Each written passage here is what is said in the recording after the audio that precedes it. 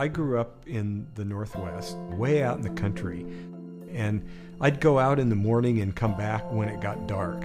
So I grew up outdoors in the woods. We would walk across these old railroad trestles. There were these giant wood structures that sort of came out of a hillside, went across a ravine, and then went back into the hillside. And the idea of the straight line kind of cutting across this sort of organic, natural shape and the power of those wooden columns and everything had a huge influence on me. I'm really interested in architecture being sort of one big continuous environment. The climate, the landscape, the building, the interiors, the furniture, the art, it's all one thing. And I think every piece affects every other piece. I see the world that way. I see just about everything that way. That certainly shows up in my architecture, where the inside and outside flow together, where rocks are sitting on the dining room table just like the rocks on the beach.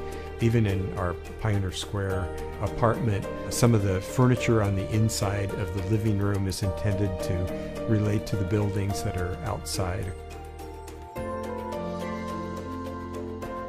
It's all about tying things together.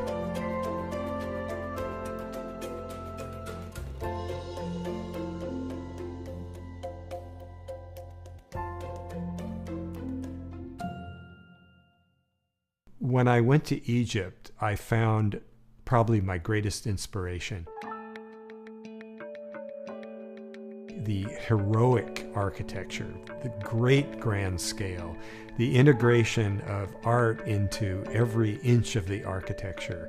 I'll never forget walking down the grand aisle at Karnak, and I felt like a god or something. It was just an amazing experience.